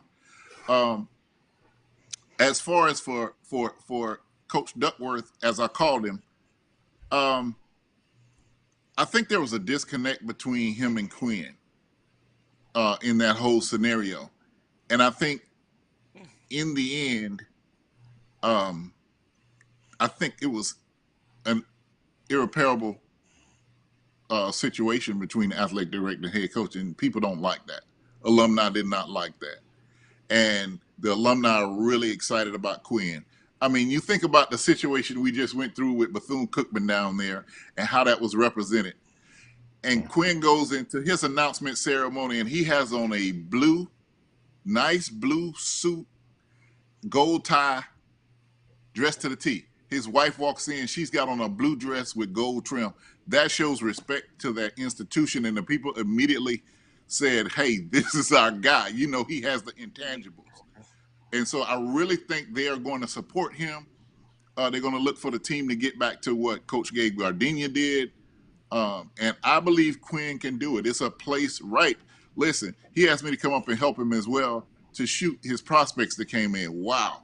You talk about picking from the transfer portal and getting some right people. He's got some athletes up there at Albany State. So I'm looking forward to see if they can unseat Benedict College this year. It's going to be exciting up there at the SIAC. Yes, indeed. Yes, Mm. indeed. Go ahead, Marcus. One quick question for you, Vaughn. And I know once Coach Riley was elected to the Hall of Fame, do you know anything about the attendance process or policy? Do they have tickets they give out? Do they, it'd be nice if the 100 was there, even if it's a small section, some FAMUans there. I know it's pro football, but I think HBCUs and one of ours gets in, it's all family. It's not just the pro team. It's like the college too, because they're representing us. Well, all I can tell you is a few things. It's August 3rd through 6th in Canton, Ohio. My wife and I already purchased our plane tickets. We're looking at hotels. We'll get all the rest of that figured out. We are going to be, there is no way. I mean, literally the next day I was like, I'm not even playing with it. I really, it's just, I attended the Baseball Hall of Fame when Andre Dawson went in. Okay. And it's an immersion. It's an immersion in history. It's an immersion in celebrating that person. They spend a lot of time talking about their college legacy, and I gotta say this. I can't wait to see Mel Blount so I can go up and shake his hand, because he was a big supporter of Ken Riley getting in, to the point where he said very angrily one time, the man was better than me. The man was better than me. I said it, So I think when you start getting a Hall of Famer in there, that caliber, to say something to that effect, I think the voters have to say, wait a minute, what brought this on? Yeah. Wow. Last kind of thing I want to ask you, Vaughn. Obviously, in the news, you mentioned Bethune-Cookman. You were a part, and I don't know if it was directly you in your company or you in HBCU Game Day, but you guys were a part of helping make a significant donation to Bethune-Cookman. And talk a little bit about that, if you would, and just why you Brian, felt, you trying to set me up with the Rattler Nation, man. I can't believe you asked me. Brian, I thought we was better. I thought we was buddies, man. You about to ask me this right on Orangey Strike Zone, man. Oh man, I can't believe you just. I was gonna add in the angle about supporting our brothers or our cousins. We were in the feel good. I got caught up in the feel good, doing it for others kind of thing. I'm sorry. I put the rivalry behind us. I kind of was caught up in I was feeling good and helping others. I got caught up in the emotions. I'm sorry. And I did too. We at HBCU Game Day saw what played out at Bethune. They're one of the schools that we cover. There's not a Bethune-Cookman Wildcat actually on our staff. We have staff in different areas, but I actually double and cover Bethune-Cookman because we haven't grown that big yet. So we were just sitting and watching everything play out, and people kept reporting on the problems. And we were like, dude, we got to get past the problems. What can we do? And then the next day, we came up with the idea, well, we don't have all that money to make a giant donation, but what if we start with some helmets? And we said, let's donate 10 helmets. These helmets cost $500 a piece, by the way they play in. That FAMU and all of them. It's not like the old days of the $89 specials. These helmets are, highly technical. And the ones FAMU plays in, if you see that square up there, those Speed Flex helmets, they're $500 a piece. Well, anyway, we decided to do 10. And the equipment director is Alvin Wyatt's son, Alvin Wyatt Jr. So we had Alvin to contact the supplier, say, hey, make the order, we'll pay it, and have the helmet shipped directly to Bethune. So Alvin got the order, and he was just about to send us the invoice. He said, hey, the man said, if you buy 12, they'll throw in 2 more free. So Tolly Carr, who's our lead anchor, Tolly said, I'll buy one. And then I said, my father's a Bethune-Cookman graduate. And I was saying, if my father was here, he would buy that helmet. So my family and I bought that 12th helmet, so they got 14. And we presented it to them when they hired their, when they named Raymond Woody as head coach. And, I really appreciated the the athletic director, A.D. Theus, speaking frankly with us in a very difficult time where trustees didn't want anybody speaking to anybody. He sat and did a almost 30-minute interview with us. And I appreciated that. And it cleared a lot of things up for all of us. There was so many missing pieces. So it allowed us, everyone, to pull pieces together to try to figure out exactly what was going on, because it was confusing. But the point is this. I'm a member of the FAMU National Alumni Association as a lifetime member. I'm a member of the football chapter. I'm a member of the Leon County chapter. I'm a member of the Rattler Boosters. I'm a member of the 220 Quarterback Club, and any other damn initiative FAMU has. Somehow my wife and I end up sending a check. The point is this, circling back to what you said, Brian, we have to support our institution. We can't just show up to homecoming and think that's it. It's not going to work. That's not the formula for success. If you want us to see us look like a Power Five, those Power Five nice buildings are not built by the school. They're built by alumni. That's why they have alumni names on them. We have to continue to get more and more people to donate to our HBCUs so we can get out of the funk that we're in and catch up. We are in catch-up mode. FAMU, I got to say, we've got an awesome situation where we can give. I feel confident when I send a check to the foundation, it's going to where it needs to be. And then, as of the last several years, I always get a letter say, thank you for your donation. So it's an affirmation. That's big. I got to give Dr. Friday Stroud credit for that. That's an affirmation that where you sent your money is going where you expected it to go. We give to the cooling chamber. FAMU has been great to me my whole life, from FAMU High, and me and Kelvin down at FAMU High, up to FAMU, working in athletics. And even though I've left athletics, and Kelvin could attest to this because he was talking, when Kelvin said that about the Olympic sport coaches, I applaud him, because it's a struggle for the Olympic sport coaches to judge them, because we couldn't fathom what they have to go through to field a team, to play a contest sometimes. And we saw Kelvin and I saw that firsthand working together. It really is unfathomable. So we have to continue to support the way we do. I can't give enough money to have an amphitheater named after me like Will Packer, but I can do what I can do. Right. Exactly. That's what I want people to do. Do what you can do and be dedicated to it. Yeah. Yep. Yeah. Well said. There it is. Well said. I mean, that one. If every Bethune alum donated one helmet, hell, they wouldn't have no issues with helmets no more. And so, and then that's a small donation. So, you know what, Brian? It's so funny you said that, because that gesture that we did, Coach Theus came up to me as I was getting ready to leave. He said, dude, I got 7 people say they want to buy helmets. Have text him just right after that little broadcast. Me on there for 1 minute, got 8 times 5, $4,000 worth of helmets. If they were buying one. I'm just saying if they were buying one. But it takes little things to build up. We have to use that Obama mentality. A lot of people doing a little. We don't have too many Will Packers and that can write the big checks, but we got a lot of people that should be writing something. Yeah, exactly. I know we got to wrap up, because I don't want Roy to cut us off, but I do want to say, but I do want to say real quick that what Vaughn is talking about, and what I would say being a part of this program, and I want to thank you and Roy and Brian and all for giving us this platform. I realize the value of Black media and Black-owned media to be able to put this kind of content out to people, because nobody was doing it. And it's going to continue to grow and hopefully help HBCU athletics down the line, particularly in our case, FAMU. But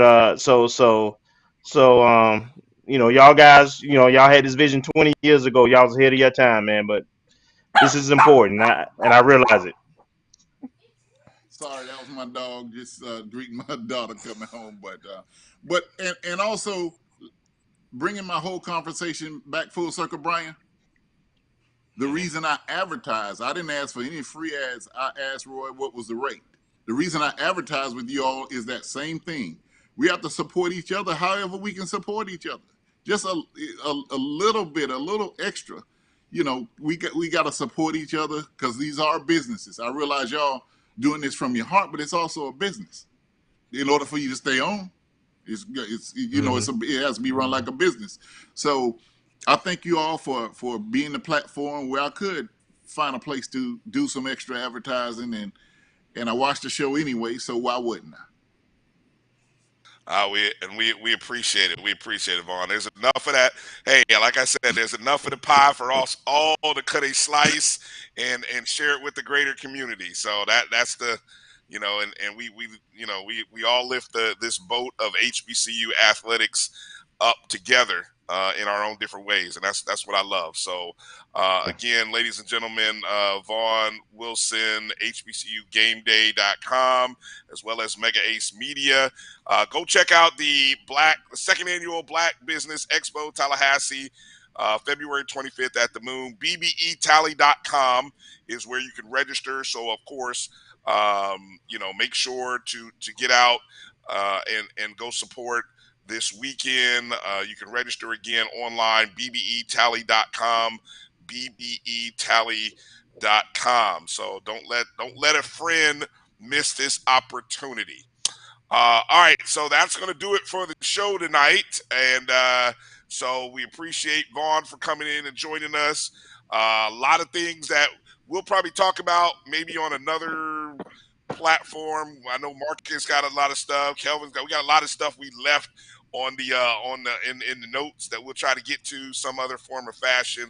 But our producer says it's time to go. So I'm gonna be long-winded here and say thank you to Vaughn, Marcus, Kelvin, Roy, appreciate you. Rattler Nation, thank you. Go check out the BCSM Pod Zone. And things up, Rattlers. Peace out.